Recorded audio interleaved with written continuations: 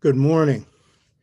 This is Dr. Obitashaka, and this is the 19th of the Dr. Obitashaka shows. Um, Apologize that we had a program scheduled for last week with Dr. Melina Abdullah. We had to reschedule. We'll let you know when that's happening. Um, the topic for this morning is a topic that's dear to my heart, and I think to the hearts of our people as a whole. Um, it is based on the mighty spirit that dwells within each of us. And the topic for this morning is Black or African humanism. We are spirits having a human experience, models for just societies. So we're going to be looking at the powers that dwell within us, the obstacles to expressing those powers, and how we draw on them to shape a stronger sense of identity, a stronger sense of our purpose in terms of our destiny, and drawing from that models that we can use now that we can construct, that we can practice in our day-to-day lives, that will be in the future models that we can use as we create just societies. What you see in the back of me are symbols from Dogon philosophy. The outfit that I have on is a Dogon um, outfit. It's pictures African dancers who perform the mass ceremonies among the Dogon. And so I have these these two beings in the back that are called pneumo twins, and they'll be integral to this discussion because we're going to be plunging into some of the deeper aspects of African deep thought or African philosophy. Next to strategy, African philosophy, which is spirit based, is my first love when it comes to any subjects. And of course, spirit is beyond subject. Spirit is, it's everything, you know? So you're in for a ride uh, this morning. The real thing that we'll be exploring is how we can draw from the mighty spirit that dwells within us to gain a deeper sense of self knowledge. And self knowledge is really the basis for all knowledge. You can know a lot about everything, but if you don't know self, then you're not even going to know what's relevant to apply or how to apply what you know. And the two selves we're going to be dealing with today is the self of African identity or Black identity, but particularly African identity, and destiny. Identity deals with how you identify yourself as a people. Destiny, in the African conception of things, deals with the gifts that reside inside of each of us. And so it's going to be about how we tap into these two realities. We know we have a problem of tapping into the issue of who we are, that is, as African people, because we live in a world that is controlled by those who have defined us out of history. That's one of the first things that oppressors do, is try and take you out of your history and stick you under theirs. And there's an old saying, those who control the present will distort your past. And so part of the struggle for identity is a struggle for seeing ourselves through our own eyes. That is a struggle for drawing from the best of our past so that we can have a sense of who we are, a knowledge of self. And so we have been trained in the Western world to worship the European through distorted views of their history, their culture, their literature, their art, their science, their technology. And therefore, we are taught to center ourselves on that and to despise whatever has come out of Africa. And we have a lot of Black people that don't want to deal with Africa because they have been presented with a negative picture of Africa. It's not that Africa is negative, but it's the false Tarzan image projected by our oppressor. And so then if you have a negative image of your past, it will give you a distorted and negative image of yourself. So part of the freedom of the mind, body, and spirit is gaining an understanding of who we are, going down to our roots. But many of us don't think this is necessary. And please believe me, we are all that we have ever been. And if we don't know what we have been, then we are almost doomed to either draw on the worst part or draw on an image of us that has nothing to do with reality.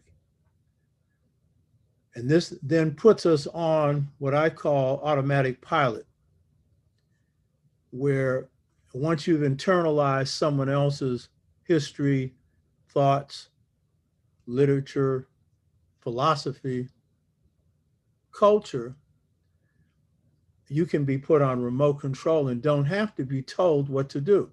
And this is particularly true of the more miseducated Blacks among us.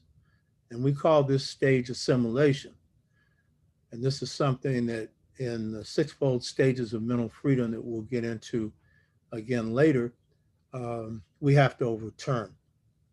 And I said before, I was one of those. I was programmed to think someone else's thoughts without knowing it. And that was a part of my awakening, coming to the realization that I had become a remote control, automatic pilot, double O soul Negro. In the piece that I did on the spiritual blues and a few other pieces, I've referred to that. In fact, there's a speech on the militant legacy of Martin Luther King where I make reference to that. And I'm so glad to be beyond that. But we have a lot of people that don't even know they're on remote control because that's the nature of this system. It's like puppetry. You know, you're dancing around and you think you're doing your own dance and someone else is pulling the strings. In this case, the strings in your mind. So this distortion of our identity has had an effect on us as a people. But there's a second problem, and this is the one that I'm going to spend more time on in this discussion. And that second problem has to do with what the Greeks did. We often talk about how the Greeks basically followed Kemetic philosophy. George James's book, Stolen Legacy, argues that Greek philosophy was stolen Egyptian, and we now call it Kemetic philosophy. Kemet meaning land of the blacks. That's partially true. Plato was educated in Kemet, and his best teacher was Pythagoras, and Pythagoras spent over 21 years in the mystery systems of Kemet. And a number of other important Greek thinkers were also educated in Kemet. But the Greeks had their own distinct worldview. And it, along with the Indo-Aryans in India, shaped the foundation of Western philosophy. And one of the things that the Greeks were particularly good at, and Westerners in general were, I think in part because they were the last to be civilized of the human groups approximately 2,000 years ago. And so they had a material view of reality. And so what they saw was the outside of things. And so they assumed that that was all there was to it. You see a tree, that's all it is a tree. Their art reflected the materialization of art. In other words, it reproduced exactly what something looked like. And so what the Greeks accomplish is a material view of the world, a materialization of the world. And while some Greek philosophers and thinkers drew from their African legacy and from some of their own earlier traditions that were spirit-based, by and large, their view of the world, their view of nature, was a material view. And this material view was devoid of spirit. And so the Greeks succeed so well that today what you see is the Western model. It's basically a model free of spirit. And so this is a project that I call de-spiritualization. That is, taking spirit out of things. It doesn't mean it's removed. It means that you think it is. And as you think, so do things seem to be. And that is the Western view. So what we see today is we have three big problems in the world, two of which we're aware of. One is the problem of racism, or what Dr. Bobby Wright calls the psychopathic racist personality. And it's embedded in everything. The second one is capitalism. Some of us don't see that as a problem because we identify with it. We're hoping to get the goodies and do well, not just get a house and a car, but really get rich. That's what we hope. And a lot of us have no idea of anything other than capitalism, so it's understandable that some of us would think that capitalism isn't really a problem. Except that if we look at the state of the world, since capitalism has been firmly implanted in the West and then exported throughout the world, we see a system where the very few are rich and the rest of the world is poor. 140 million people in the United States live in poverty. That's almost half the country, and a huge number of children. The average person on the planet today is living on $2 a day, $2 a day. And every time the West can loan an African country or some other country of color money, as you saw in the show that I did on why are African families weaker than since independence, then their mission is to reduce them to further poverty by always cutting back on the few things that make it possible for people to eat, like subsidies and things like that. And so we see today that 6 people on the planet own half the wealth of the planet, 6 people. And in fact, Jeff Bezos, who's so stingy that he was stealing from his employees' tips, has more wealth than a good part of the planet. So those two problems, racism and capitalism, those are problems. Now, you may not think so, but if you haven't begun to see what's happened with COVID-19. COVID-19, Black people have lost 2 years of life expectancy. Latinos have lost 6 years of life expectancy. Now, that is a very unusual thing. Now, of course, white workers have lost 4 years as a result of the 2008 crash. That's one of the reasons why Trump got into office. It wasn't just racism, he had fake populism. He promised that he would address those issues. And some of them still believe he will, even though all he did was get in bed with the rich once he got in office. So capitalism is clearly a problem. And when we talk about models for just society, these have to address those twin evils, racism and capitalism. But the one that we have not identified, because one of our failures, and particularly of our scholars and our people, is that we have been very focused on racism, what we call white supremacy, a term, I don't use because it's no longer accurate. Whites are in decline. They're no longer supreme in the world. Yes, America still has more power militarily than any other nation on the planet, but they're in decline. And whites are in decline numerically in this country and will soon be supplanted by Black, brown, red, and yellow people. That's the meaning of the defeat of Trump.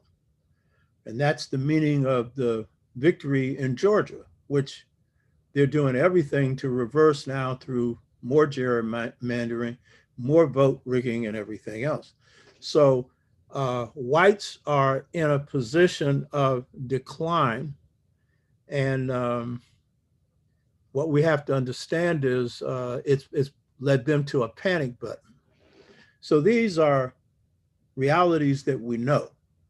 But what we don't know, because we haven't studied the Aryan or European mind, is we don't know their philosophy, except for a few of us. Their scholars know it. Most of us have not studied their philosophy. And European scholars that have see it from their perspective. We see it through the eyes of Africa and the eyes of Afro-America or the Caribbean or South America or Europe, wherever we are. We see them through those eyes, and that's a different view of them than they'll get of themselves, and I think a more accurate view. So the third problem that affects all of humanity, that includes white humanity, is the Aryan mindset of de-spiritualization. Because as I said before, de-spiritualization means on the intellectual level, seeing things being devoid of spirit. That is basically what de-spiritualization means. So seeing nature being absent of spirit, only seeing a tree or animals or inanimates, a rock. And therefore, these things are devoid of spirit. Quantum physics tells us clearly, and anyone who has any kind of connection with their own spirit, that everything in nature is alive and everything is full of energy. And it's the energy of the thing that gives it life, and it also makes it intelligent. But in the Western view, these things are materialized. So when it comes to science, and I've said this before, I'm not opposed to science. I'm not a scientist, but I certainly respect science. The problem with Western science is their philosophy of science, not science itself. And that philosophy of science, my teacher, Dr. Jacob Carruthers, defined as mad science, because it's a science that seeks to control and dominate. And it's able to do that because by saying that and thinking that nature is only material, then it sees itself and sees human beings as being separate from nature, and therefore in a position to study it, know it, dominate it. And as the author of Empirical Science, the science of observation, Francis Bacon said, create a new nature, a monstrosity. So this waging of war on nature treats Big Mama, Mother Nature, the same way they treated us under racism. Treats it as a slave, treats it as an object from whose wealth, the earth can be attacked for the benefit of enriching those who are in control of the extraction process. So this de-spiritualization of nature, which involves extracting minerals, particularly coal and others, has led to the poisoning of the earth and its atmosphere through fossil fuels, producing global warming, the melting of the earth's ice caps. And as a result of that, the rising of sea levels, extreme flooding, extreme weather conditions. We've just seen what happened in Texas. Things that would normally occur every 100 years are occurring now every 2 or 3 years. So even the environmental movement that attacks this, and rightfully should, and so, their problem is they're using patchwork methods. And certainly, we need to get the fossil fuels out, let alone down, their rates of emission. Some are even arguing they're not sure now if we pass the time where this is even possible. But without a shift of philosophy, of science, then we'll continue, we will continue to see the earth on the endangered species list, which means by the end of this century, this planet will be uninhabitable for animate life forms. That is what we are really faced with. This is the problem facing humanity. So de-spiritualization has to be put on the list of the top 3 that affect humanity.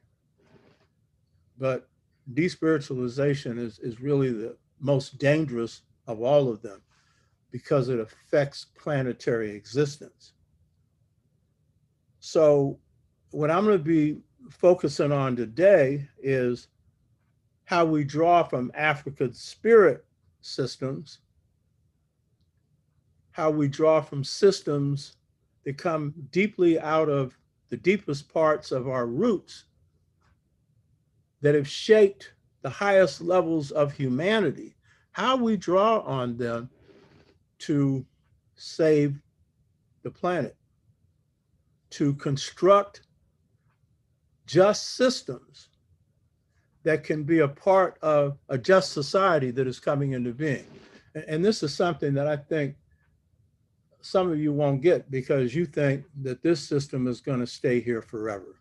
You think that they've been in power all this time, since 1776. Do you know that in terms of the framework of history, that's no time? The fact is that just as demographic shifts are occurring now, where we'll be a majority by 2044 or so, and global shifts are occurring in power, where China is going to displace America as the world's #1 power, and eventually Africa will displace both.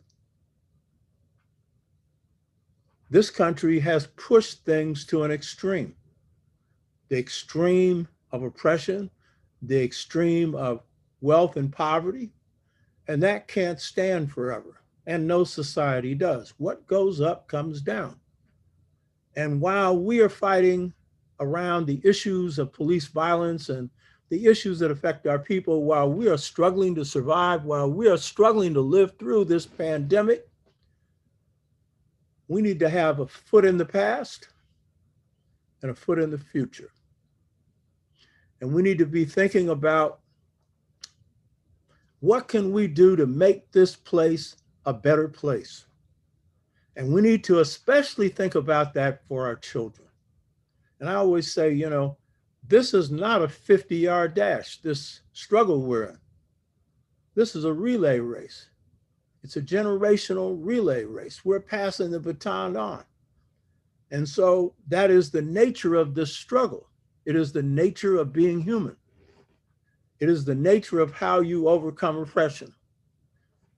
And so in this era, in this time, we need to be conceiving of what will be better for our children and for the future and for us today. So for the planet to live, basically, the Aryan or Western de-spiritualized mind must die. It has to die. To fully, and by the way, it's not only in the interest of people of color, it's in the interest of those who have created this problem. Because if it doesn't die, the planet's going to fall on all our heads. In other words, we're not going to be able to live here. So it is this European mindset, and particularly the problem of de-spiritualization, that is what we have to really address. The European mindset or European philosophy, we can't go into this today. And in fact, the book I'm finishing now on Seba, which means the inner light, I don't have the full title yet, addresses that. Marumba Ani addressed it in her book, Urugu, when it came to the issue of the Greeks and when it came to the issue of Christianity, that is Western Christianity. But there's a lot more to it that we have not examined. Now, when I talk about de-spiritualization, what do I mean? Drawing from the Greeks, Western thinkers have all gone down this same road. So we know of Freud, Sigmund Freud, who is the dominant thinker in psychology and psychiatry. I think Carl Jung, among the Western thinkers, was better because he had an appreciation of the spirit and he wrote more. But the one who's had the greatest impact has been Sigmund Freud. And what did he say? He said, we must eliminate spirituality from psychoanalytic theory. And he reduced psychology to a despiritualized system. And I think one reason why psychologists and psychiatrists cannot cure their patients, whatever their disorder is. And I think most of the disorders that people face in the West, paranoia, schizophrenia, delusion, depression, many of these have to do with a sick society. And if you're living in a sick society, it's going to create human sickness. But what's interesting is Africans, Native Americans, and other people of color in their traditional systems can actually heal people who have psychological imbalance. Why? Because they heal the whole person, not just the mind. They heal the spirit and they heal the body. In Africa, they, you know, if there's a problem of mental imbalance, psychological imbalance, they treat the whole family. Why? Because that disorder is going to create a certain kind of imbalance in the family. And if you're going to heal somebody, it's in a collective sense. So, but despiritualization in psychology means removing spirit from psychology. Dr. Wade Nobles, one of our leading psychologists, one of the founders of the movement of Black psychology, says he doesn't really define himself as a psychologist anymore because he's into the realm of spirit, you know? So you need a spirit. If you're going to have psychology, you need a spirit psychology, you know, if you're going to be able to heal people. Descartes, as we all know, created the mind-body split. He had this thing that he calls, I think, therefore I am. By the way, Descartes' statement about I think, therefore I am came from a dream. And that is actually true. You are your thoughts. In fact, thoughts are matter, meaning anything that is material that we have created comes from our thoughts. But coming out of the materialistic, de-spiritualized Western worldview and philosophy, Descartes viewed this as mind minus spirit, and therefore he creates the mind-body split, separating the mind from the body. He acted like it would be great if he didn't have a body. Well, when you go to the next realm, you actually have a spirit body. But on this realm, the body is the temple for the soul and for the spirit. And so if you're going to deny, you know what I mean, spirit, then really even the mind cannot work appropriately. It's not going to work correctly. So he misinterpreted this, or he interpreted this through the lens of a Aryan or de-spiritualized worldview. Descartes is also a mathematical physicist, and he is one of many who took a realm of science that is spirit-based or energy-based. Science is basically a advanced science of energy, of waves and particle. But Western physicists have treated energy like it's matter, like it's a material thing. Descartes said he didn't care about what waves and particles were. He simply wanted to know how to control energy so that he could have power. And that power would be a power over nature. And that power would, as he put it, be power over the lower regions, meaning the countries of Africa, Asia, and Native America. So lacking a understanding of energy, which is what everything is made of, then Western physicists are in a bind. They're in a dead end because they do not have a philosophy that explains this. Easterners, if they followed their own system, and too many Asians are following the Western system, too many Africans are, but if they followed their own system, they would probably call this energy Tao, T-A-O, the way, the invisible way of the cosmos. And we could call it Ma'at, the invisible way of the cosmos, which is ethical, which is based on truth. But lacking this, then we have a science that could contribute a lot to the world and has, but now can also follow a destructive course as well. So de-spiritualization goes to the point, well, as well, of separating the mind from the spirit. And when the mind operates free of the spirit, it operates on the lower plane of greed, of hatred, of power. Nietzsche, who is the best of the modern Western thinkers, because he best describes their mindset, which he described as will to power, ended up in an insane asylum, or ended up insane because he was pursuing the idea that the dominant force of history The dominant value is the will to power. That is the drive to control and dominate.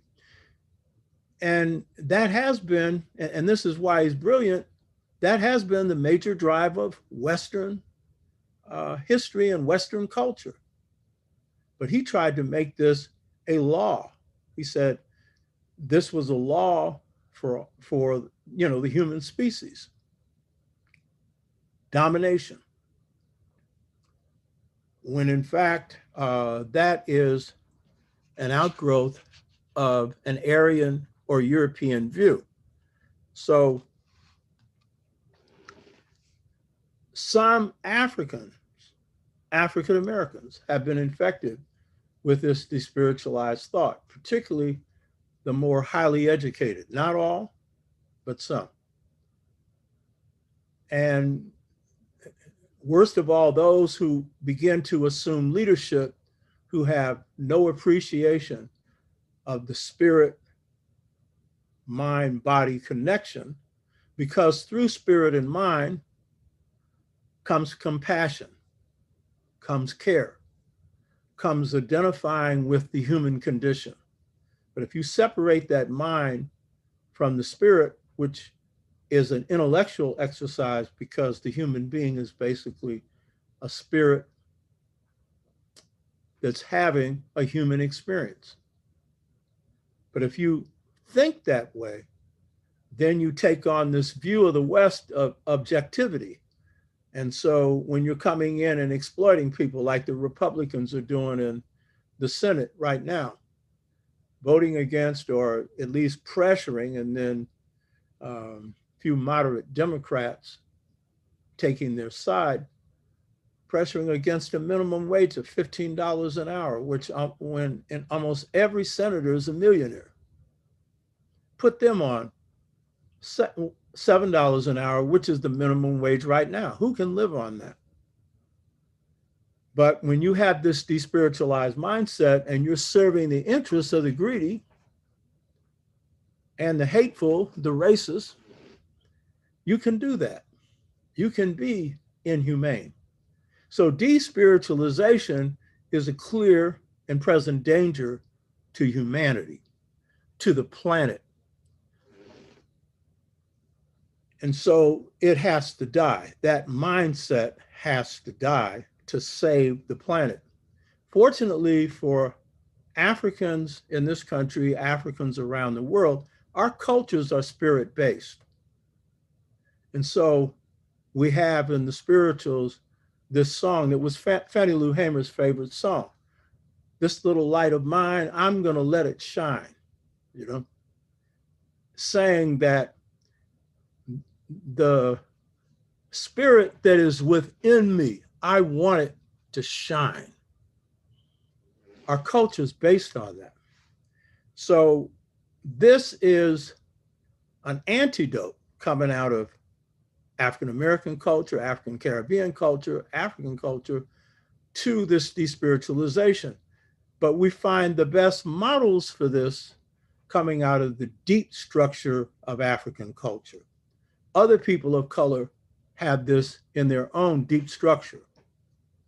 So our biggest problem globally as a people is that we have, because of the intrusion of slavery and colonialism and the intrusion of the white system of thought, the white system of economics, the white system of education, many of us have come to lose confidence in our own way, in our own culture. And in fact, many of us don't even know what it is, because we have assumed that there's no progress in being African. We must become mental Europeans, and then out of that, we can get a good job. They brought us over here to get a job. It may not have been very good, but it's a job, you know what I mean? And so it is this lack of faith in ourselves that often leads us not to want to explore our greatest strengths that lie within us.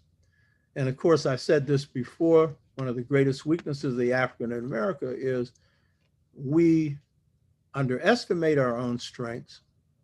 And the greatest proof of that is most of us haven't even bothered to study our own culture. And most of us have drank the Kool-Aid and believe that we don't have one. And the only way you cannot have a culture is to be exterminated. As long as the people exist, they will maintain a culture. It'll undergo change, but it will remain your culture. So what we have to understand then is Africans in the diaspora, we face something that no other people face, not only colonialism, but slavery and the tearing apart of both our homeland and then coming under enslaved oppression. And so as a result, as the great author Chinwe Achebe said, things fall apart. It's our job to put it back together. Had other people of color had this level of attack, they would still be struggling with some of the issues we are struggling with. So it's important that we gain a sense of who we are by drawing on our past, by drawing on the deepest part and the best part of our past so that we can reconstruct a strong sense of identity and a sense of who we are as human beings. Now, so what do we draw from when we're looking for models for just societies? What do we draw from when we're going to gain a deeper understanding of our own humanity? And there are two fundamental sources. And you see behind me these two beings, Nomo twins. Those are the Dogon twins that symbolize the centrality of the male-female, masculine-feminine principle in the cosmos. Dogon philosophy helped reshape me. As I pointed out, this outfit I have on is Dogon, you know what I mean? Because I want to draw on these spirits, especially, but also on African spirits in general. So the two most important systems that we can draw from in both deepening our sense of our identity as Black people and as African people, and gaining a deep understanding of our gifts and our destiny, two most important things that we can draw from is ancient African history going back as far as you can, and you'll see why in a minute, and the deep thought of Africa and the deep thought of Africans around the world. Now, deep thought is the term that my teacher, Jacob Carruthers, used for philosophy. He didn't like the term philosophy. The Dogon call it deep knowledge. And because they're astrophysicists, they are really referring to the deep knowledge that they have derived from understanding the stellar realm and how the stellar realm connects to humanity. They are among the greatest astrophysicists on the planet. And so their conception of the human being, these two figures you see behind me, is a conception that the Kemites had as well, that every human being is a miniature universe reflecting a larger universe. And they have an understanding of the stellar realm that is magnificent. So their deep thought is going into not only human origins, but planetary origins. So the deep thought of Africa and the history going back to the very beginnings are the two most important sources that we need to draw from, because as you're going to see in a minute, they provide the best models. You'll see why in a minute. We also need to draw from the deep thought that comes out of each of our cultures. So since I'm coming out of the New African or the African American reality, then our deep thought, we need to draw from the deep thinkers like Martin R. Delaney. who, along with Edward Wilmot Blyden, were two of the most brilliant men of the 19th century, both Black. Zora Neale Hurston, who is, as I pointed out before, one of the masters of our culture, a neglected area, Mules and Men being her best work. George Washington Carver, the greatest scientist of the 20th century, and probably many centuries before, and probably many centuries after.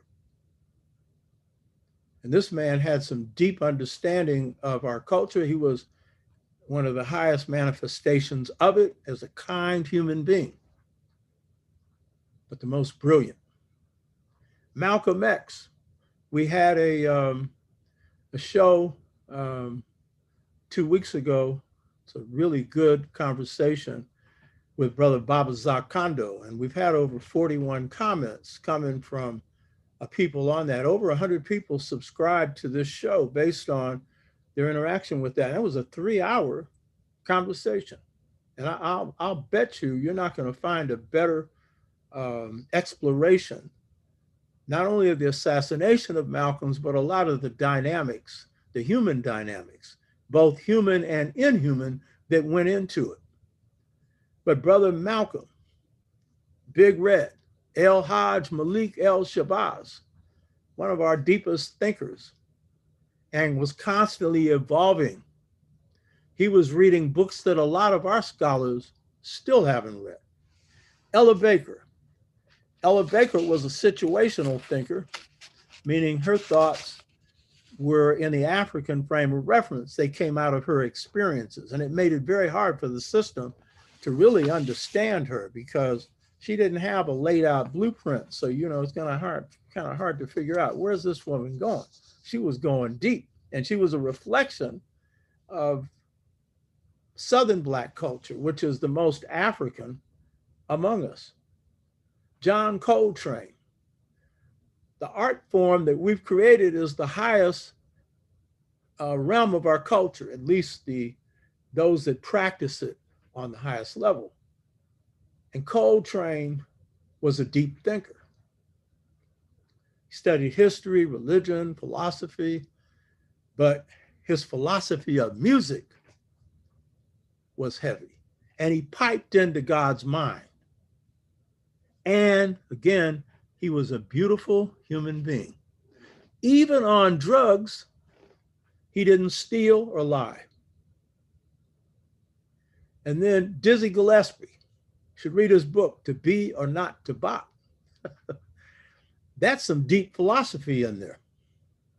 Because when you go into the spiritual blues, and then when you go into the blues that are the spirituals, and then when you go into jazz, which is the blues, what you're doing is you're getting into the soul of Black folks, the beauty of Black folks.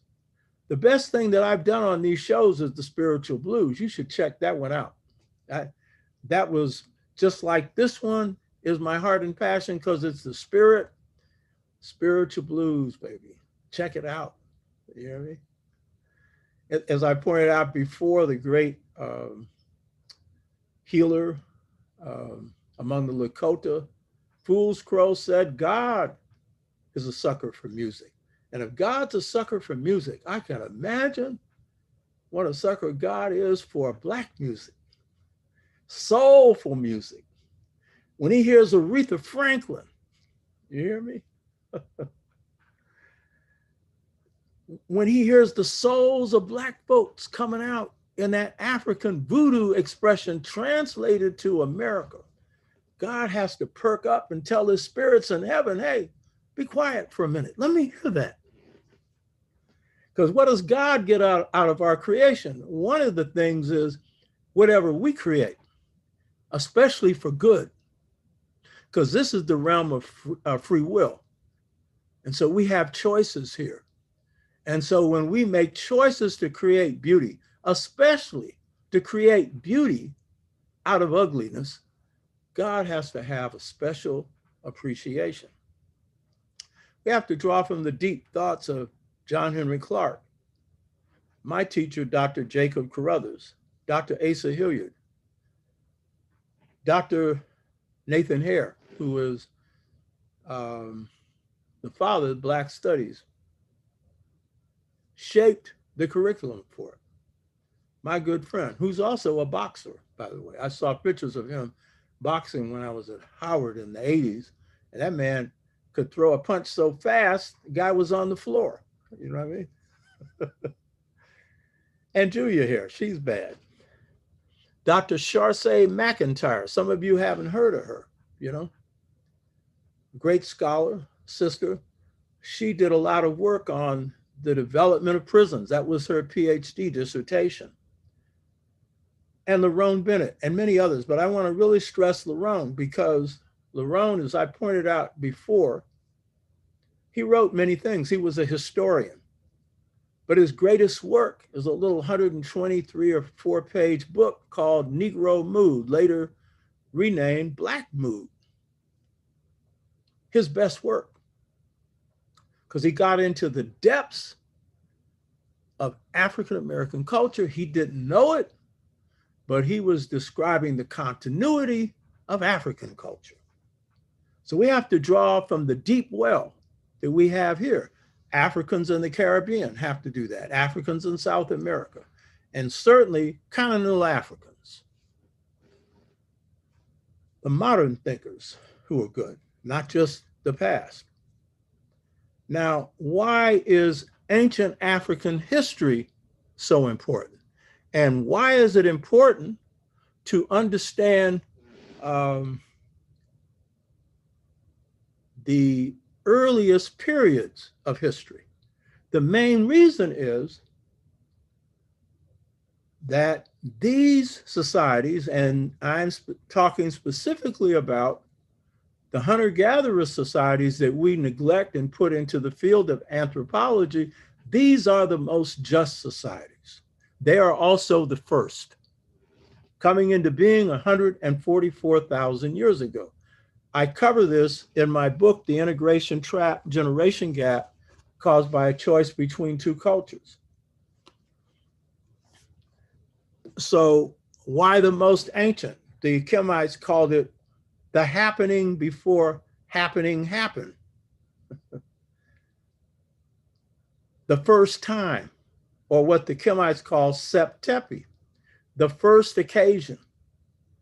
Well, among the Twa, there were no poor, there were no slaves, there were no oppressed, there was no abuse of men by men of women or children. This was the freest society that humans had ever known. It came into being 144,000 years ago, and humans existed in that state, starting with African humanity, for 100,000 years. And as a historian, Gerhard Krauss says, hunter-gatherer societies were the original affluent societies, where all of a people's wants and needs were easily satisfied without a lot of work, without a lot of labor. People spent a lot of time in leisure. Now, of course, these Twa are, they call them pygmies, which is a term that they don't like because they are not stunted people when it comes to size. They're fully grown, they're small. Everything that starts off small, you know? So we can draw from Twa societies many things that will help us today. I know that I have. But more important, the most just models that we find coming out of subsequent African societies have their foundation arising from the Twa. Like what? The Kemites' deepest thought is in the notion of Ma'at, the notion of truth, harmony, justice, right order. That notion derives from Masuri, which means the same thing, truth, uprightness, justness. M-A-A-S-O-U-R-I. Notice Ma. And we'll find among the Bambara Ma is the term for the ideal person. In Kemet, that ideal person is Jeruma, self-contained person, quiet person, humble person, who is the ideal human being. When someone compliments someone in Bambara society and says he or she is Ma, that is like saying this is a high order of human being. The Chwa provide the foundation for that. So we need to go back to the beginnings because we can draw some of the most just models from the beginning. In fact, the Chwa would have no trouble explaining what waves and particles are because when they described God, they said God was the infinite force, a part of which God distributes to everything that God creates. In other words, God's not a material being. God's force. God is energy. As I've said before, I've seen God. God is a beautiful light. And that light is within everyone. And that is the essence of what it is to be human, is to be in communion with that part of God that is within each of us. And that's where real wisdom comes from. The Bambara described wisdom as a light that exists within man or woman. So if we're to look at ancient African history, that is a part that we need to draw from now. And by the way, when you look at Black Lives Matter and they're drawing on Ella Baker's model of group-centered leadership, that model goes all the way back to the Chwa, because it's a model where there are really no singular leaders, as they call it in Black Lives Matter, leaderful. In Chwa hunter-gatherer societies, everyone had a say-so. And in fact, if you want to understand how to create societies where people are really empowered, then you have to understand the Chwa gave birth to democracy, but not majority vote, consensus-based. And if Africa followed that today, then the foreigners, whatever they are, Chinese or European, could not come in and grab our resources, whether they're paying for it or getting it through stick-up agreements like structural adjustment. They couldn't do it because the people wouldn't allow it. They're not going to give away their wealth. So when we're talking about drawing from our past to create just models, no better place to start than in your ancient past. You're not going to stay there, but that is a key part of it. Now, the essence of Ma'at is truth. And when we're talking about what does it mean to be human, the essence of that is kindness. John Henry Clark used to have a basic definition of civilization. He said, it's being civil. And where did John get that from? Georgia. You know what I mean? His family was poorer than 10 church mice, but they were rich in culture, rich in ethics. And John carried that kindness with him. So Ma'at is speak truth, do truth. In other words, living the truth, living kindness, living care for each other.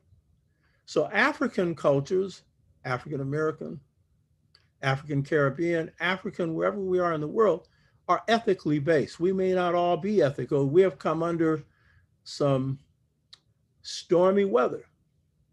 And so a lot of us have, faced a lot of problems, and some of us have gone into a deep well far away from truth and justice. But as a general rule,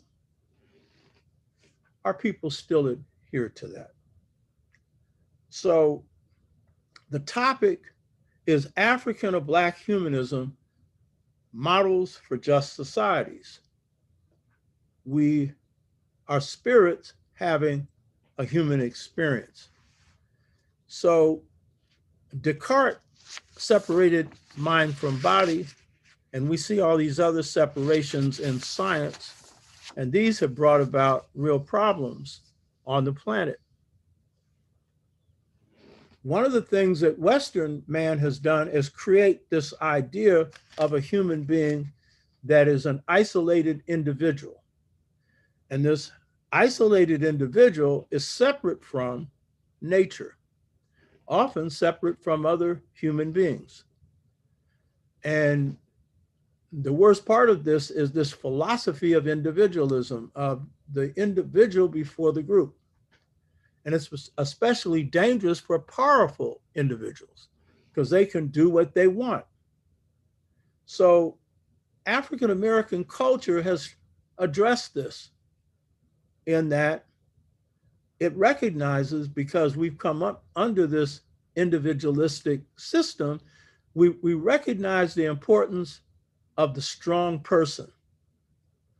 But we always, as a group, had concluded the group comes first. That's been the African American adaptation of African humanism to this reality. But due to the forces that have hit our community since 1968, that has led to what I call the choice between two cultures, where now a lot of our people are in the position, consciously and unconsciously, of choosing between their rich African American culture and the culture of the oppressor. We now have a defection of a significant number of Black youth who place materialism and the individual before the group. So that is a break, but it is not a complete break. As I pointed out before, the fact that this generation finds its voice in anti-police demonstrations that place the lives of Black activists at risk indicates that many in this hip hop generation have made the choice of the group first. It does not mean that the individual isn't important. It does not mean that you shouldn't look after yourself. It just simply means that if you want to thrive in this country, you better understand group power is really the basis for whatever prosperity you have. So in supplanting this de-spiritualized philosophy of reason, we need to understand that there's a different conception of the person. The Bambara people that Malcolm's great-great-great-grandfather was probably descended from, the Bambara live in the region, they're part of Mali, that is the old Malian Empire. They live close to the Dogon, near the Bangaderia Cliffs in Mali country in West Africa. They say that when God created the earth and everything else, God, who they call Ma Ngala, again, see M-A-A, only the T is missing. Ma Ngala, human beings are called Ma, which again, by name is telling you the Bambara recognize that they are of God. They say that when God created the earth, God created us 20 essential things, but it did not include humans. And so his 21st creation was the human being. And so what the Bambara say is God created human beings so he could have a conversation with his creation. And he created the human being not for the purpose of dominating and controlling the cosmos and nature. He created human beings for the purpose of being guardians of the cosmos, guardians of nature. So again, And this is Bombara deep thought. Why are we drawn from this? Because basically, they understood that this planet, this cosmos, operates on a very delicate order. And to maintain harmony, to maintain life on this planet and in this cosmos, then it takes delicate guardianship. And so what is it to be human? It means that we have to prepare ourselves for the task of being guardians of nature, or as George Washington Carver viewed it, healers of nature. And of course, students of nature, because nature has much to teach us. So this is the African conception of human being in relationship to the cosmos and to Mother Nature. The Dogon, being astrophysicists, they conceive of the human being as being the miniature cosmos and the larger cosmos. We know that the human being is made up of all the elements that the stars are made up, that nature in general is made up of. DNA isn't that much different for various living organisms. And so the Dogon view of the human being was not the view of an isolated individual. The Dogon view of the human being was that the human being is both a product of their institutions, their society, their culture, but as a cosmic being, they are influencers of the cosmos. They can shape the cosmos for good or for bad. And so this is another view of guardianship. Now think about it.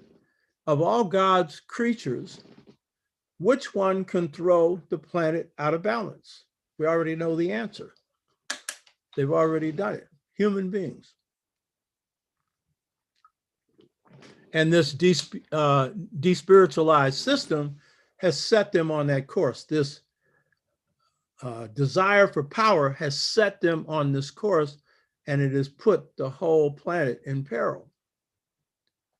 So when the ancients talk about being, what is it to be human? It is, to, among other things, to be guardians of this place.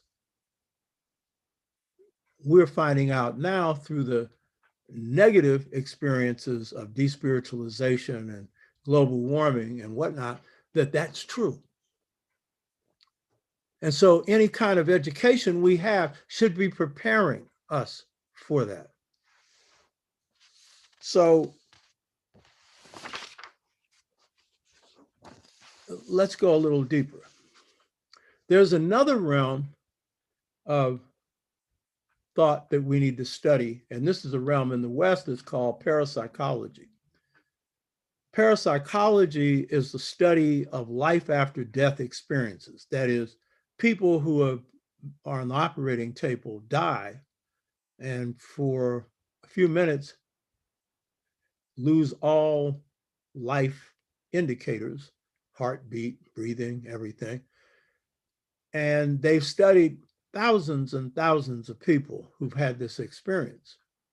And they experience going to another realm. For the good spirits, heaven. And one particular person, her name is Betty Eady. She appeared on Oprah's show. She's Native American. She had died and then come back. And by the way, these experiences often occur in a matter of seconds because heaven is outside the realm of time. Bombara described God as infinite force outside of space, outside of time.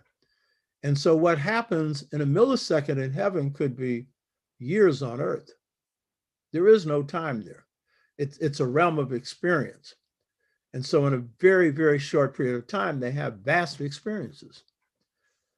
And so one of the experiences that this woman had, and this again speaks to what does it mean to be human, is that she saw in the heavenly realm spirits getting prepared to leave heaven to come to earth, and their bodies were being prepared. And what was happening in there was that genetic memory was being included in their bodies. We know about genetic memory. These are physical characteristics passed from parents to children. But what she discovered that most of us don't realize is that at the same time, cells were given cellular memory. And that cellular memory was all the thoughts that human beings had, all the memories that human beings had over their life and over past lives. This was deposited in their cells. I mean, if you have genetic memory, why wouldn't the cells contain something as well, you know? Now,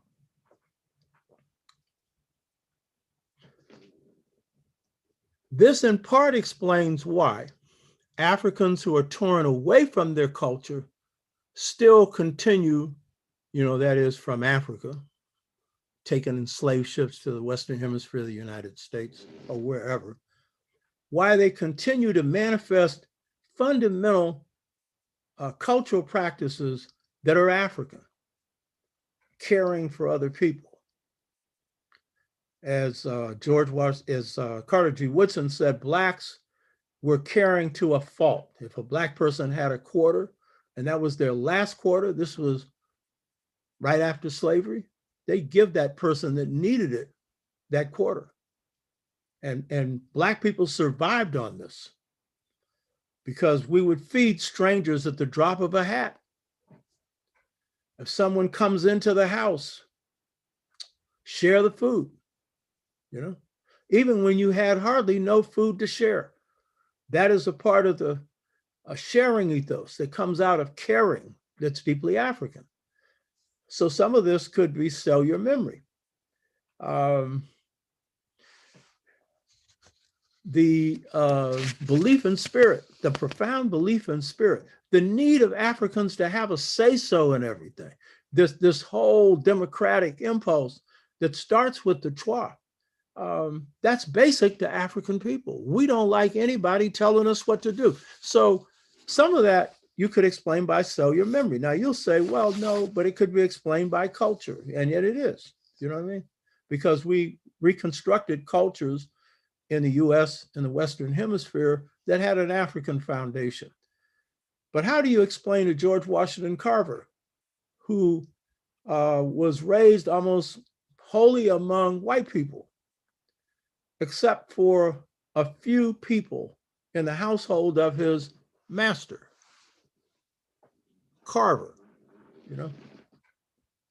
And George Washington Carver manifested the highest qualities of African culture.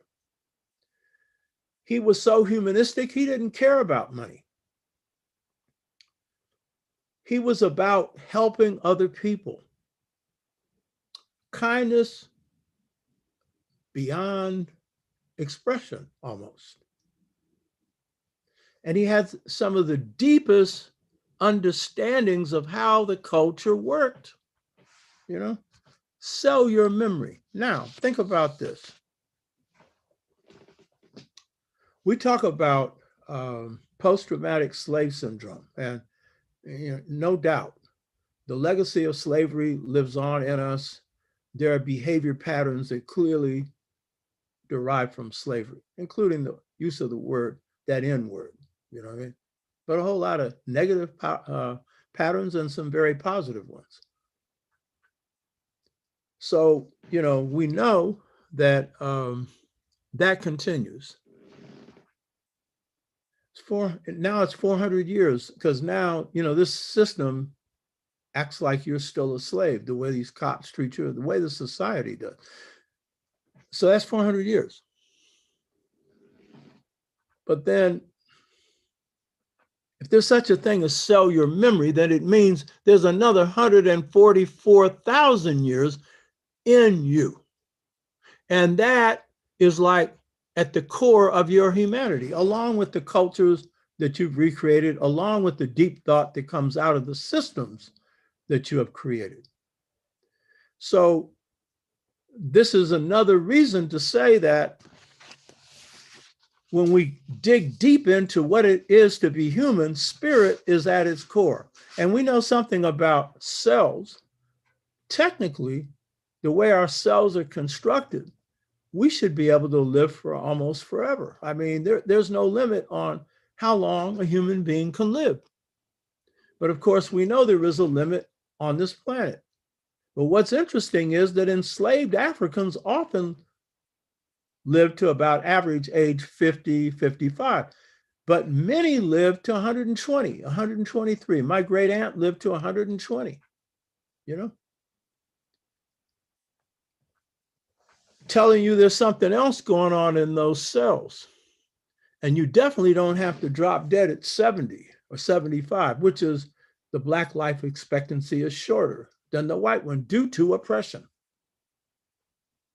But within your cells, there is an unlimited capacity, and depends on how we handle ourselves and the frame of mind that we're in and the health practices that we maintain, then, you know, our humanity can be preserved for a long time.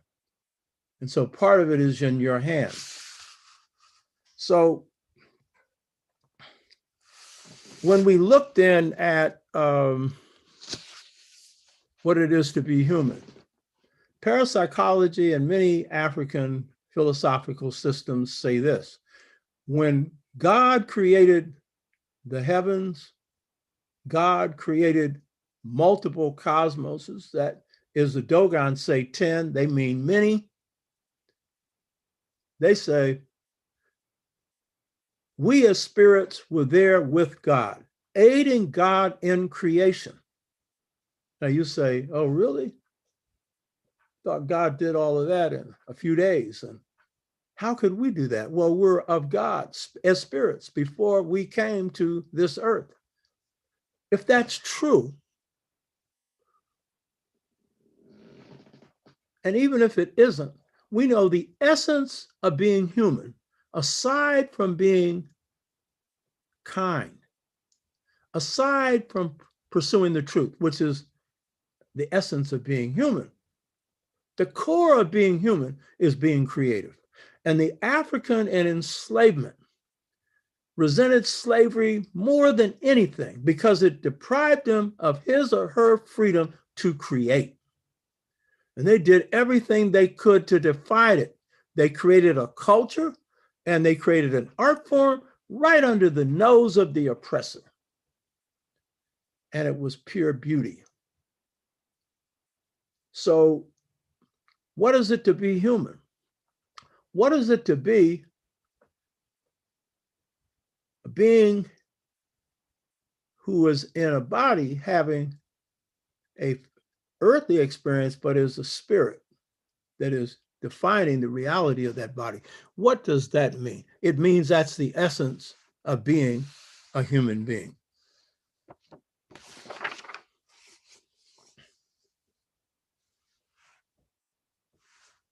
So the essence of being human is about trying to create something that will be useful for ourselves and for humanity. So in a condition where we're oppressed, the real challenge is for us to fight that oppression and defeat it, but in the midst of it, prepare for this world that we're going to create.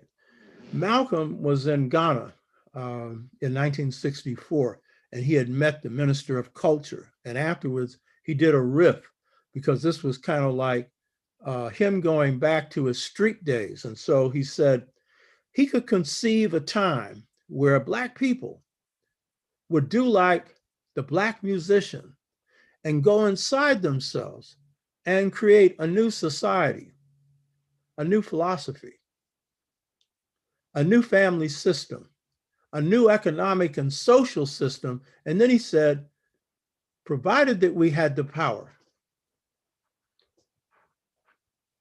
I think what he meant by that is we would have to really be free. That is, free ourselves from this oppressive system before we could do that. But I would agree with him on this first part, disagree on the second part, because Malcolm himself was doing that. By recreating himself, he was recreating a vision of the world that could produce change. He was saying that the only area in which Blacks had been able to do that in America was music, because whites had permitted us to entertain them. But I would say that there's a whole lot of other areas where we created a culture. We created an art form. We have created movements for social change. We have created all kinds of deep thoughts, deep ideas, and deep systems in this country while under oppression. Because if you free the mind, and the mind is connected to the spirit, then you have the capacity to do anything. And the reality of the spirit mind is this: spirit and mind connected is matter, or mind is matter, assuming that it's spirit mind. What does that mean? Everything that's in this cosmos had to be thought of before it was created. And so it is our thoughts, especially when combined with the mighty spirit that resides within us, which is God within us, then it is that that gives us the capacity to create something new. So creating new music is a high order of creativity. That same order, that high order, enables us to create a new society and a higher order of a human being. So the power is a power we already have.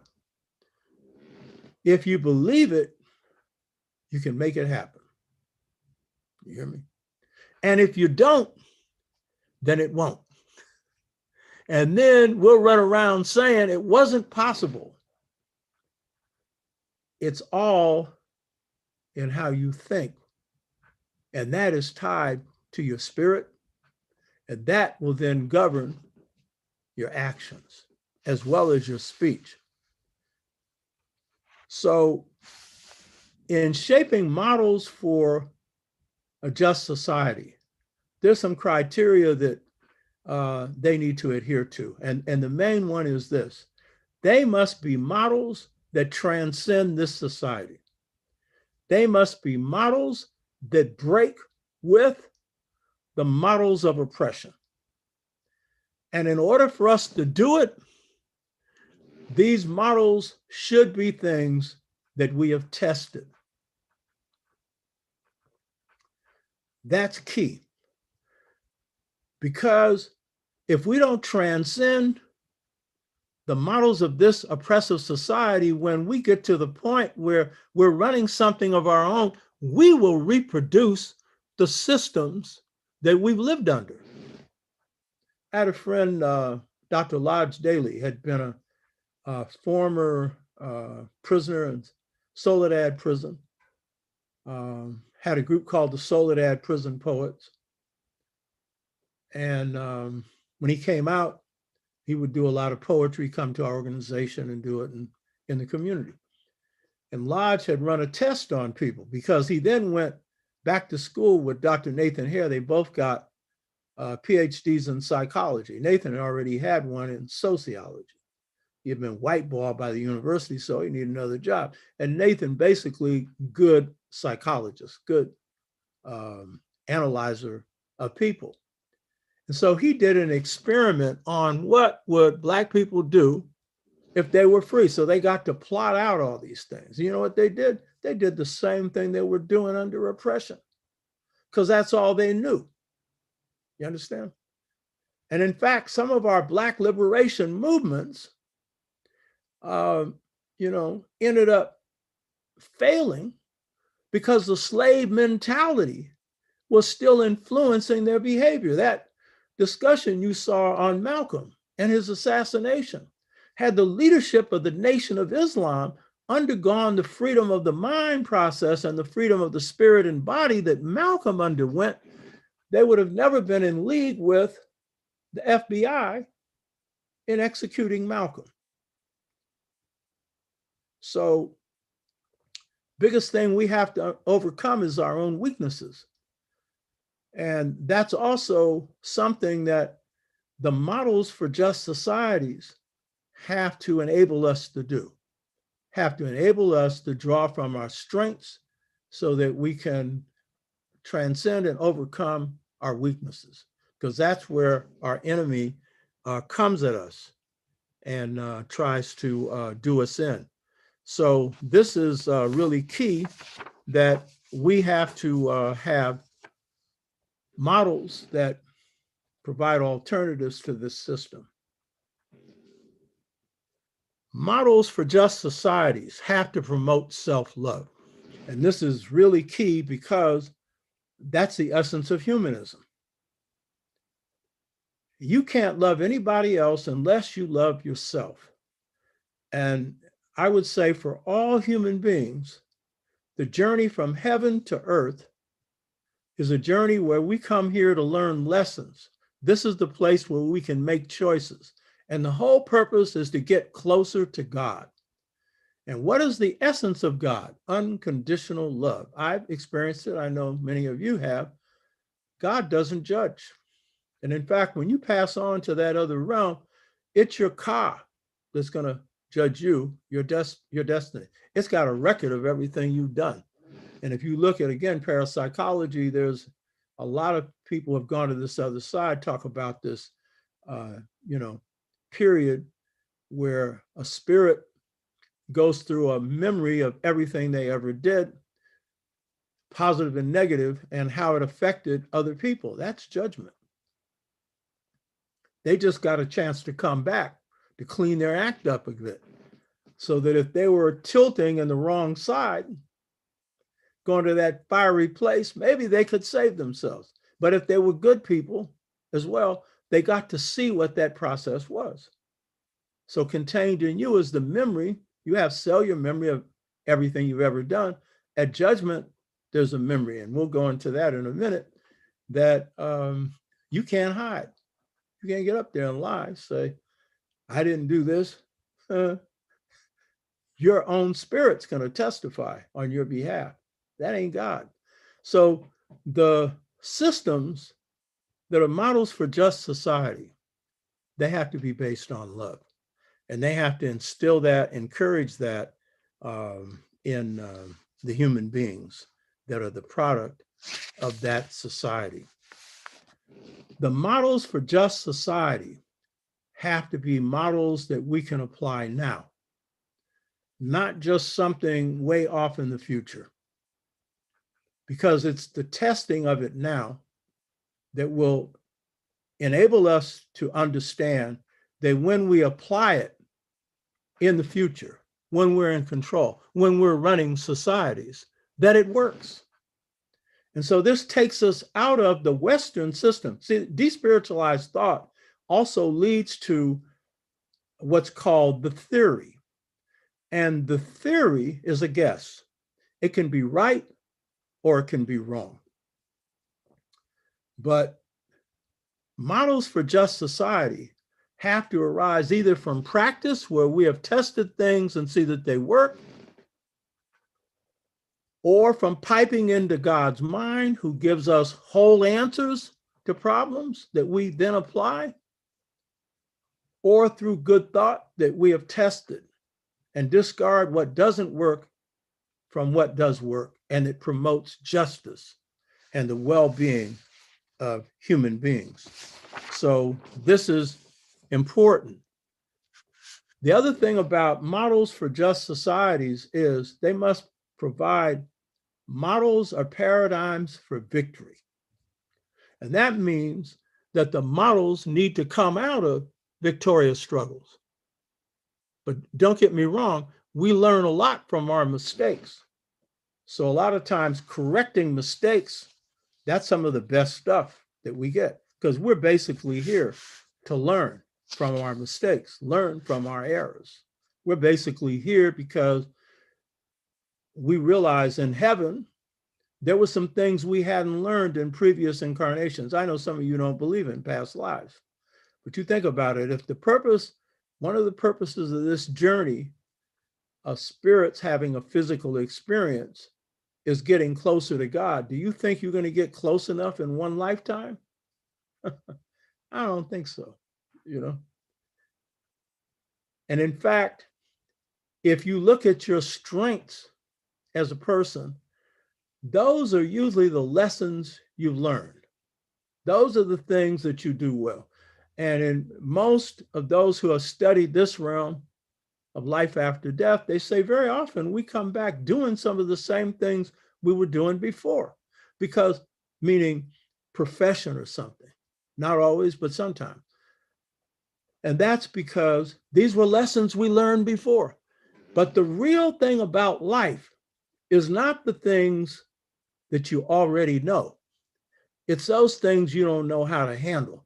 And that is taught to you in what's called in the classroom called life crisis, when your butt is brought down to the ground. And when you are screaming and hollering, why me? And you're doing that, as the Buddha said, because you don't know how to handle the problem. And that's because you didn't learn the lessons in past lives. And so that's what we're really here for. So weaknesses are a pathway to strength. What we don't know is really why we're here, to grow. And this whole life is a gigantic classroom.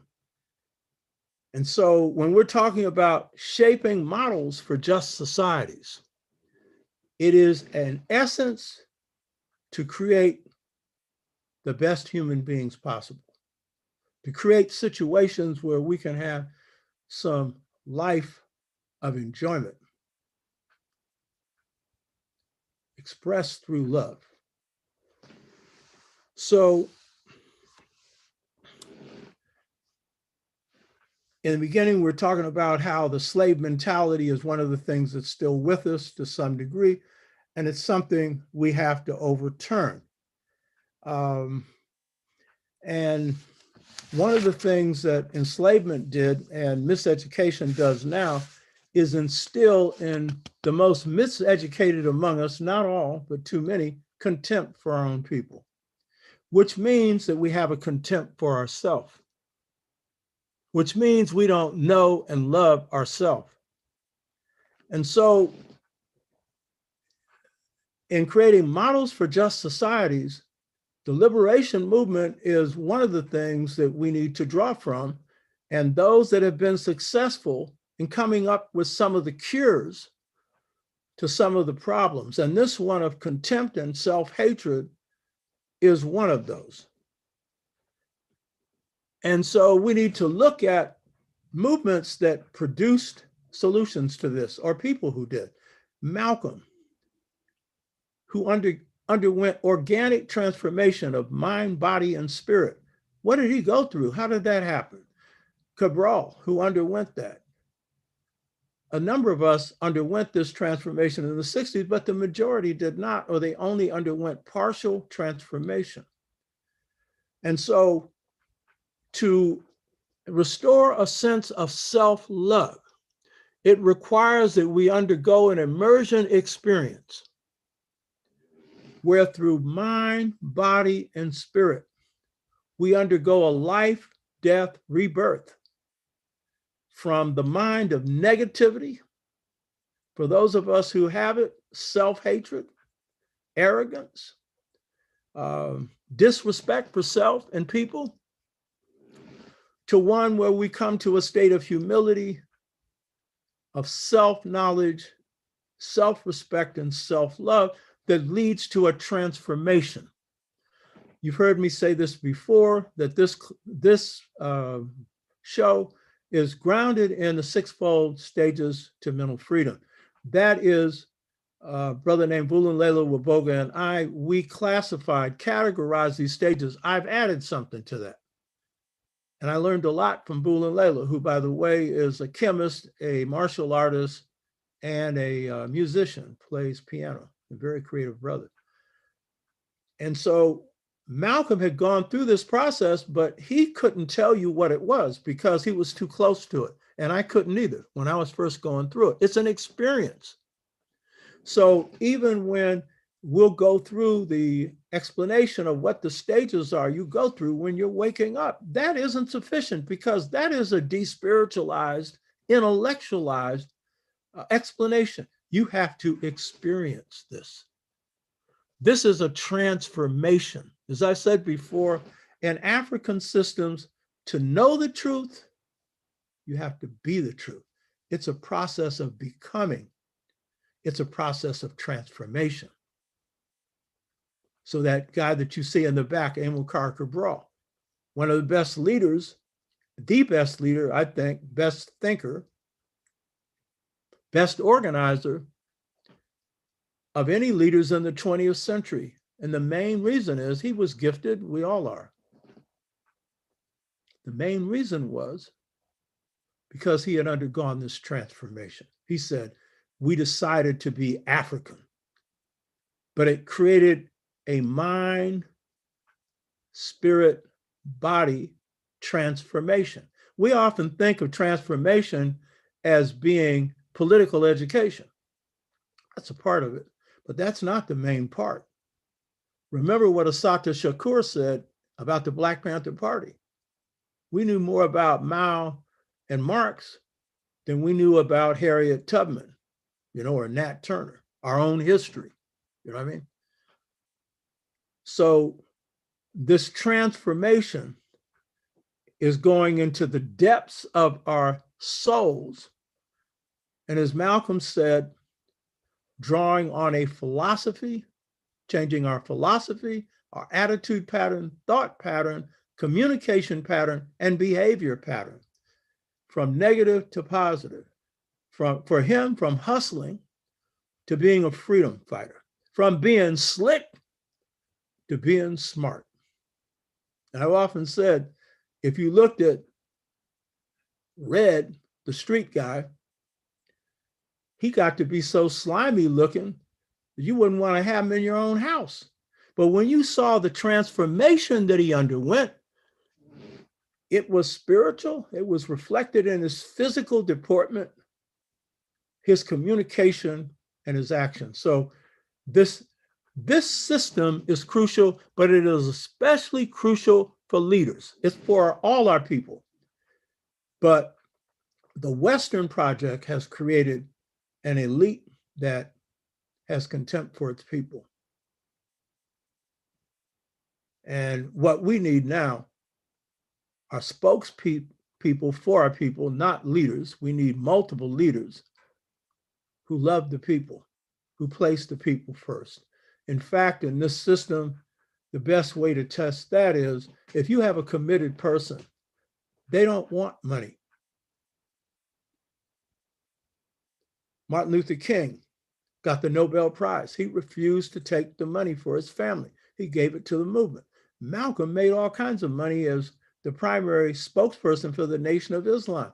And he lived on something like $700 a month. He placed the people first. He said, when you become too committed to material things, you forget about your people. So the transformation is fundamental. If African leaders underwent that transformation, Africa wouldn't be in the situation it's in right now. Where in Nigeria, all the oil wealth has been stolen. Not part of it, all of it. Gone into the pockets of a few generals and politicians and overseas bank accounts. No excuse for that. Money before people. That transformation puts you in a different mindset.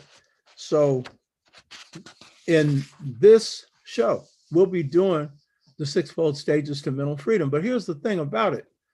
It's got to be tied to your life. It's not going to work if it's just, you listening to something and writing it down. It's despiritualized, baby. Ain't no transformation in that. And I'm not saying everybody needs to be transformed. People watching this show are in different stages of awareness, but we all need work. I'm working on myself every day. I mean, you ain't never got yourself just right. My mother used to tell me, I would tell her, oh, Mom, I'm really good at this. And she said, well, just remember, you can do better. Right. We're not perfect. We're here to get better, closer to God. So identity transformation is key. But we have the other problem, and it's called the pedagogical trap.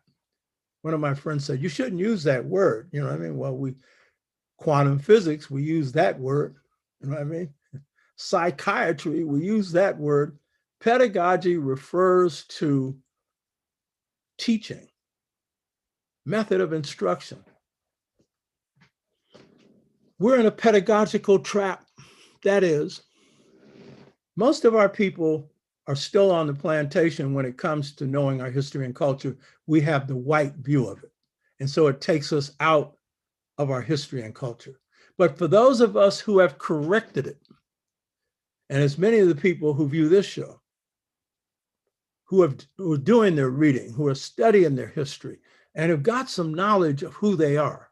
And I was looking at some of those comments on Malcolm, with some pretty heavy comments. I hadn't thought of some of them. Some back and forth dialogue, 41 people commenting. And I was saying, oh, we got some heavy people here. Oh, but I don't care how heavy you are in African-centered thought, how much you know about Africa. And if you happen to be among the few that know something about Afro-America, you know what I mean? We have a contradiction. For those of us who have gained the knowledge of our African history and African-American history and culture and past, we're still in a trap. That is, we have African-centered information and a Eurocentric methodology or system of teaching or learning it. And that is a big contradiction. Dr. Obenga, who's one of our best scholars, who, by the way, he was on our faculty at San Francisco State, Dr. Sheikh Anta Diop's best student. He went back to Congo Brazzaville after teaching at San Francisco State for about 12 years. The brother speaks 10 languages, has written 17 books, has got an 18th book on the pharaohs. It's over 1,000 pages long, keeps playing with it, finished. In Congo Brazzaville, they have just set up the Dr. Theophile Obenga University, a brand spanking new university. Dr. Wade Nobles sent me the link to it, showing the opening ceremonies with the president of Congo Brazzaville, who had been a student and an associate and friend of Theophile Obenga in school. And so he went back to Congo Brazzaville to set up that university, and they have set it up. We need a real African university in this country. And I know with Dr. Obenga shaping the curriculum, it's going to be solid. But Dr. Obenga made this statement. We got African-centered thought, Eurocentric methodology. We got a problem. And you know why that's a problem? Because your method of education is designed to reproduce your society. So even though you have African knowledge, if you're using the method of your oppressor to teach it, you will be reproducing their society without even knowing it. You hear me? Paulo Freire, who wrote the book Pedagogy of the Oppressed, defined the essence of the Eurocentric system of education as a banking system where teachers deposit information into students, And so he constructed a system where he could have thinking students who dialogued and who had a say-so in their teaching. And that was like turning the student into a teacher, which is a good thing. And that is the essence of teaching, is being a student. Every good teacher is a student. I used to take notes on what my students said. I got reams of notes. So that's the problem. Again, de-spiritualization, the student is treated as an object, so you pour information into them. The problem with Paulo Freire's solution is that while he's democratized it, he did not address the problem of de-spiritualization. And so you end up with mental Europeans. In this particular case, people being able to dialogue with their teacher and even to teach what they're learning, but at the same time, there's no transformation of mind, body, and spirit. And I'm not knocking him because he did the best he could do with what he had to work with. So the key to this is, and this is what my book now on Seba, which is the Kemetic term for education. And from here is part of the key, because there are a number of different ways that this method of instruction works. Seba means star. And it's a 5-pointed star that looks like a human being. And so what it is saying is that the student is a star, not Hollywood, heavenly. We're talking about we're the microcosm of the macrocosm. We're the smaller cosmos within the larger cosmos. That is based on that assumption. And so to break this mold, you're going to have to put the spirit back into the educational process by understanding that every human being has a light within, and that particular stellar light are the gifts of that student. The Kemites call this light Ka. The Yoruba call it Ori. The Asante call it Kra. The Igbo call it Chi. It all means the same thing. On the plantation, you had diviners. We were not Christians for a good reason. A, they enslaved us. 2, these diviners were our priests. And the main thing they did for enslaved Africans was to allow them to consult their destiny, give them some idea. Well, I'm planning to escape tomorrow. Will I succeed? And if you see a problem there, how do I get around it? They never told the people who interviewed them for the work project administration that was why they used divining. They said it was to avoid whipping. They all had the same story. Anytime you get Black people telling the same story, they're putting you in the cotton. I know it, you know what I mean? And so if you're going to break this system of miseducation that is not only based on misinformation, but the method of transmitting it, then what you have to do is appreciate the nature of those you are teaching.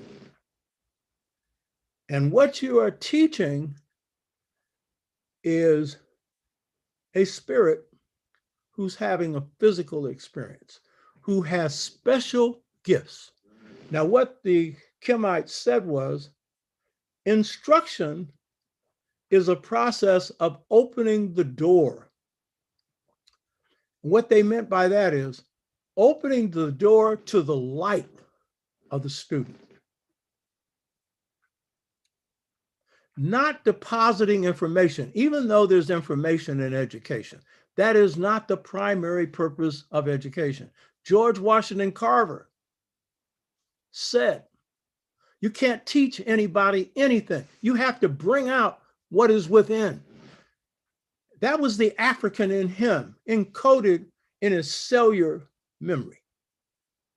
But he knew that because he knew his own gifts.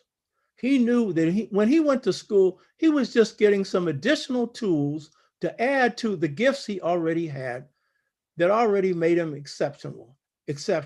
Had he not gone to the best agricultural college in the country, he would have still been George Washington Carver. Because as one of his teachers said, he had this great intuitive affinity for animate and inanimate objects. He said they were his friends. And what he meant was they talked to him.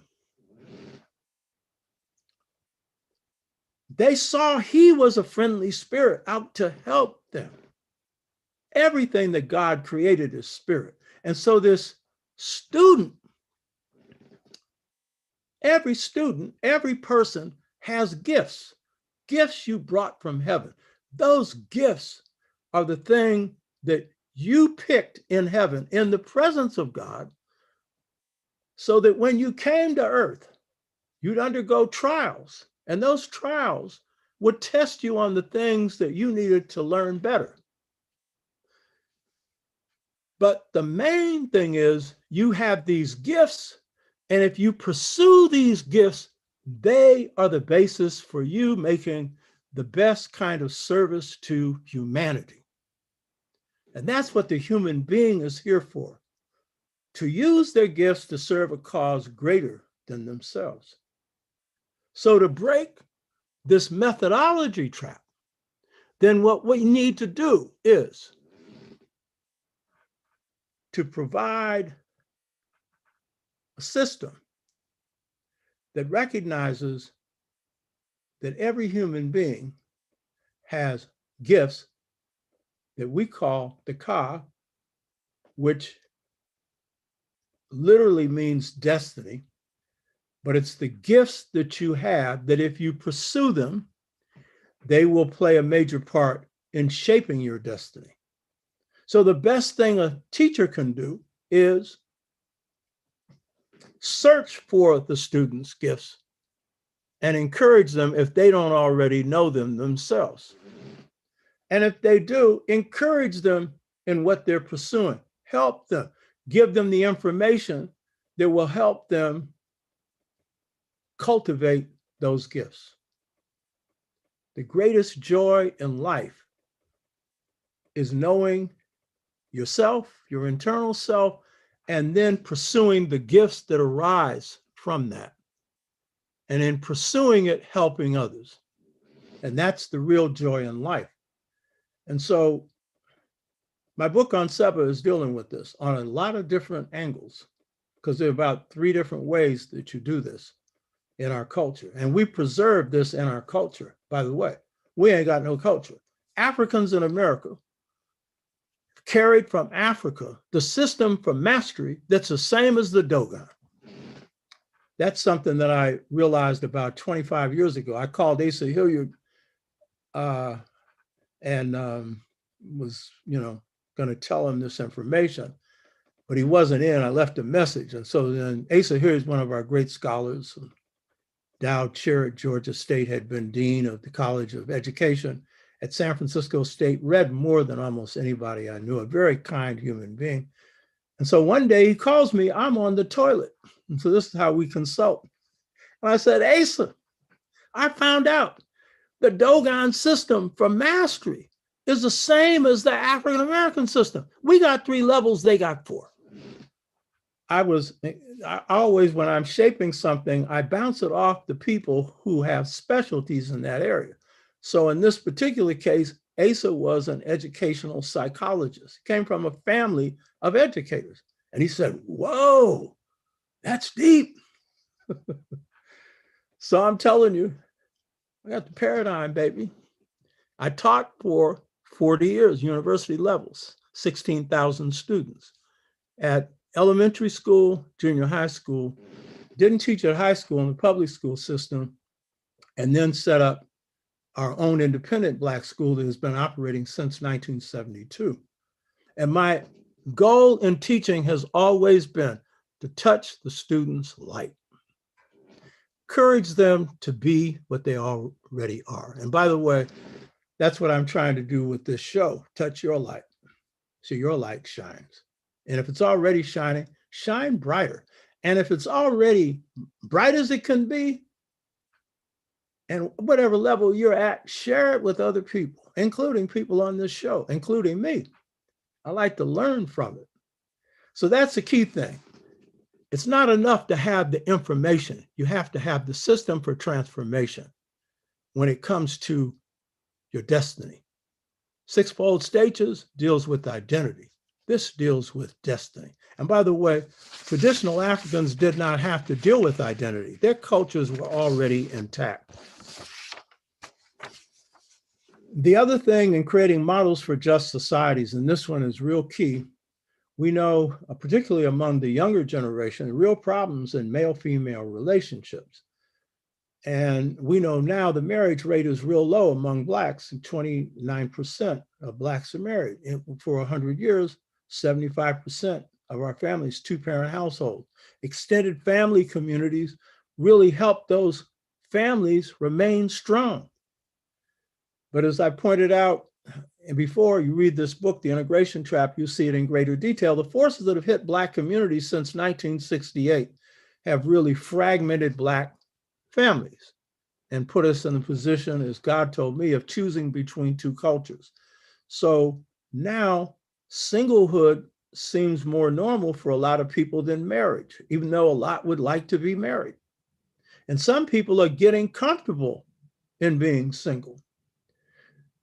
But the key point is that while there are forces that have caused the erosion of two-parent households, if we're going to rebuild families and really strengthen male-female relationships, there's a lot of things we have to do. And one of them is we need to understand the models, the best models for familyhood and for relationships between males and females that have come out of our past. Because again, of both cellular memory and because of our culture, you're going to find that because family is so profound and so important in people's lives, it's a fundamental institution that transmits love, that is the first teacher of the child, and that teaches through practice, because the mother wants the child to be the embodiment of good character, most mothers. So because the family is the foundation of society, the models for family are deep inside of us. Of all the things I've done in terms of scholarship or organizing or anything else, the most difficult thing that I've done is write a book called Return to the African Mother Principle of Male and Female Equality. It took 15 disciplines to write this book. It came from the beautiful light of God, which gave me the understanding of what the model was for just societies, that is, for family systems. And once I, received this vision, and this came after a lot of internal turmoil that I'd gone through in my own life, because I believe the main reason that I'm here is because in past lives, I hadn't learned so well the male-female thing. I had learned the male, but not the female. I had learned the masculine, but not the feminine. And I went through a trial period from 1984 to 1990 where I had to address that. It was the roughest period in my life. I may have mentioned it before. I went on 3-month retreats for 5 years to look at myself. But I had this model that you see in the back, these two Dogon figures that are symbolic of the centrality of the masculine feminine principle in the cosmos of male and female. And those two beings, you'll see the male has his arm around the female. His chest are extended like their breast. That's symbolic of the feminine and the masculine. And then you see the female. The female has a beard of a deceased pharaoh. That's symbolic of the masculine within the feminine. And so This is work that I had to do on myself. And I'm an astrologer, so I knew something about my own characteristics. Astrology, the best system for character analysis. Y'all brainwashed again, de-spiritualization. They took astrology out of astronomy. So all you know is the bodies, their motion. And now with mathematical physics, how to get to some of those bodies. And that's fine. I'm not knocking that. I'm not knocking mathematical physics. It's a heavy discipline. But ain't nothing God created that is material, that isn't also spirit. And if we contain God within it, and we have spirit powers, what do you think those planets have up there? You hear me? When spirits leave heaven, they leave heaven according to the angular relationship of planets, because there's no time in heaven. And those angular relationships are energy fields. And those energy fields provide optimal times for certain spirits who have certain issues to be addressed. And by the way, astrology was invented in Kemet, according to Herodotus, you know. But we're afraid of that. And the white boy's done a good job of de-spiritualizing us. And I tell you, almost all the spirit conscious Black folks I know, they get silent when I talk about astrology. They don't say nothing because they've been spookified by it. But the Catholic Church has the largest astrological library anywhere. But they're the ones that are the primary architects of telling you that's the devil's stuff. You know what I mean? So family models, just family models, are the basis for balanced societies. They are the basis for women being treated kindly and with respect. In African culture and African American culture, you measure the level of a people by the level of the women. And if the women are strong, well-educated, free, and powerful, race is going to be in good shape. And if they are not, the race is going to be in trouble. White people, that rule isn't true. They ran the world for the British for 300 years, the Americans for 27. While they did their own women in, you know what I mean? Disrespected them, disempowered them, and everything else, put them in the dainty category, you know, under what's called patriarchy. They could get away with it. That's their culture. It's not a ethically based culture. It's teleological. It's use-based, meaning if it's useful, it's good. So that could work. Doing women in can work in their culture. How much longer it can work is another question, but it can't work for us because one is not going to progress unless the other one does. And as I've often said, in Africa, if Africa is going to progress, the most important thing you can do is empower women. Empower men too, but women. Because if you give women the opportunity to have a business and make money, it's going to their children. You have the man, no telling where it's going. Might go to his family, but no telling where it's going. So what we have, fortunately, because after receiving the light, I discovered the paradigm or model for African families. This book is considered a classic. And we'll talk about it. But you find it in the successful Black families today. The Black families that really work well, they won't call it what I call it, but they have that relationship. And no relationships are perfect. And under oppression, things get messy. You know what I'm talking about. I'm not romanticizing any of this. But the fact is that model is deeply embedded in our culture. So to create models for just societies, we must do what no revolutionary movements have done. They have all ignored the family. You know, the one in Russia, the one in China, they take the one in Cuba. They take the family system for granted. And so in these societies, women continue to catch hell, you know? So if we're going to create models for just societies, then a key thing that we have to do is we have to draw up those models and look at our family systems and see where are we in line with this and how can we get better in line. And I'm telling you, the Black families that work, they don't know that this comes from Africa. It's in them. They're practicing that. And they got problems, maybe not that much. There's a lot of rules to relationships. And by the way, in this show, we'll be getting into some of that. You know what I mean? The dynamics of relationships, what creates really the basis for good relationships and good marriages.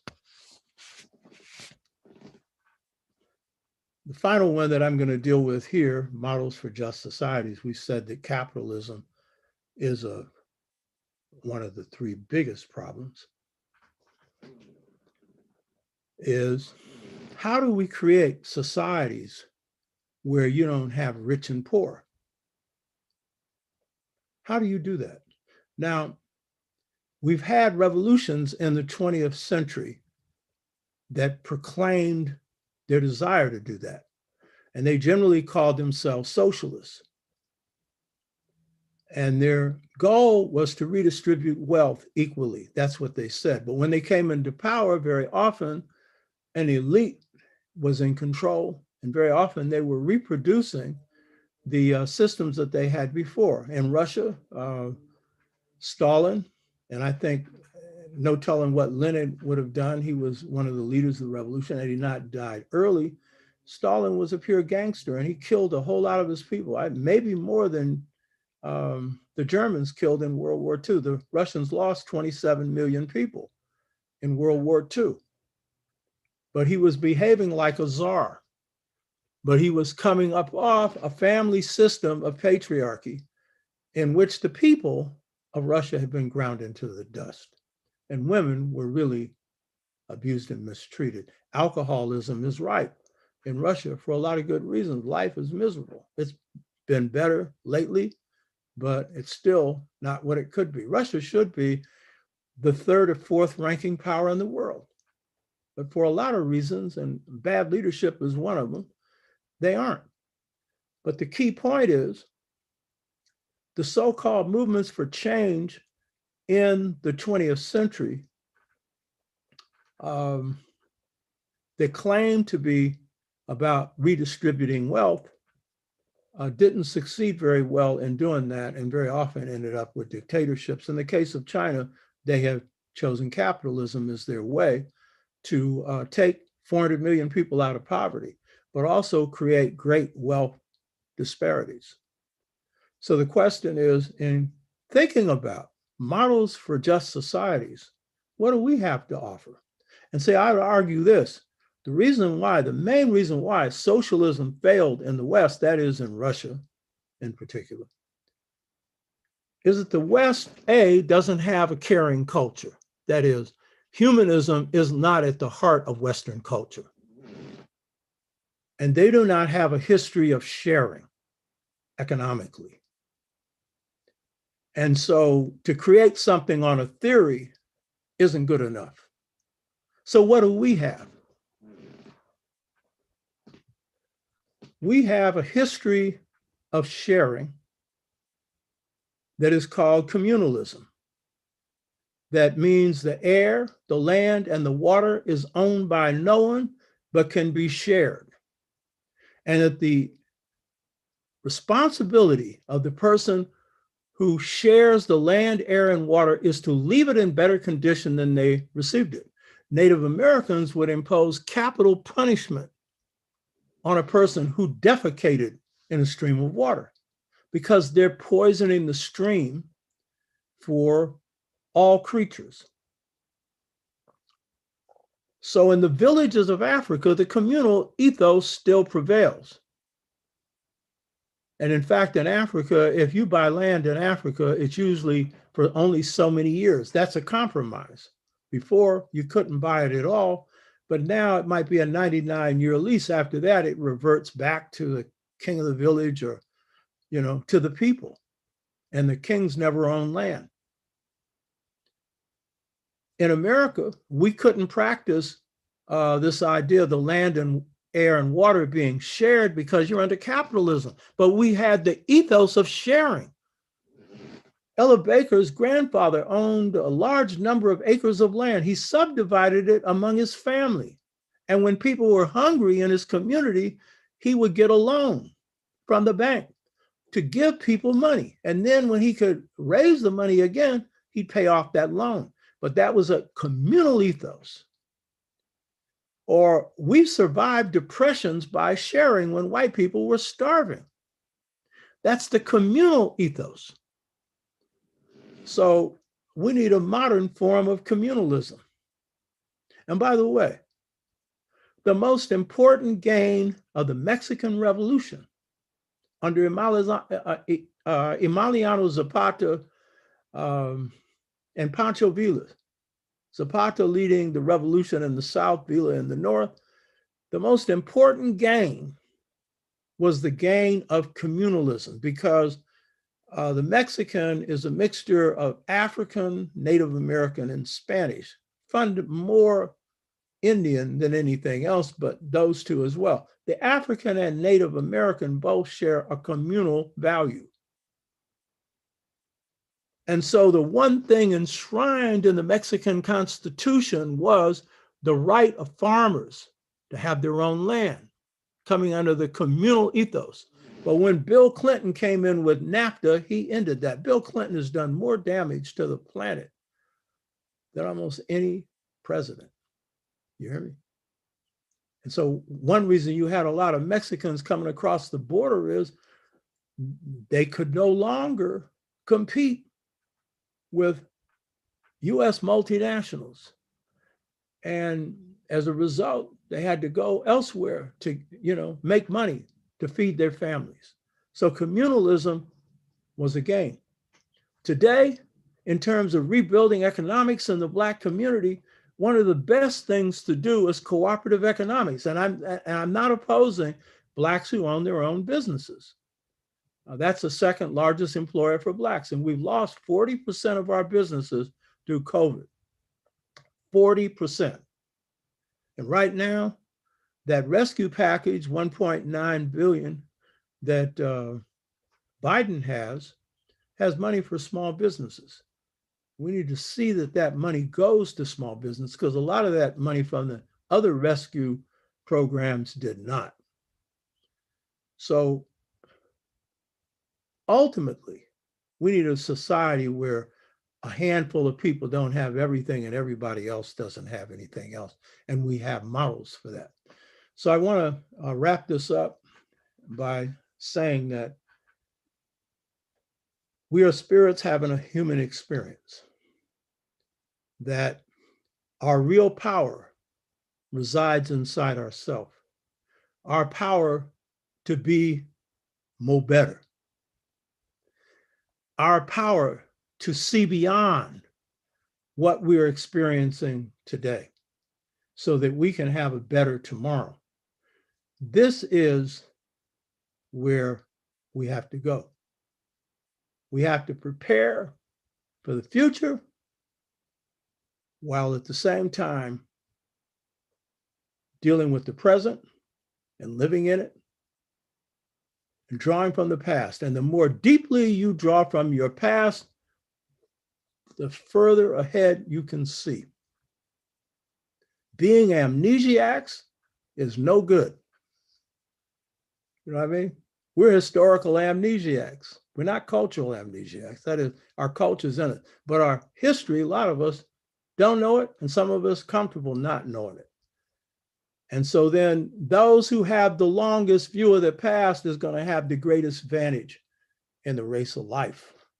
The more you remember about everything about you and your people, the more you have going for you. So I want to say that I hope you got something out of this. Humanism is at the heart of our culture. Spirit is the essence of what we are. We are all gods in the making. All human beings, by the way, not just Black people. We're all gods in the making. And so we need to continue to do things that'll put a smile on God's face. So Hotep. Now, what I'd like to do, try and move this screen.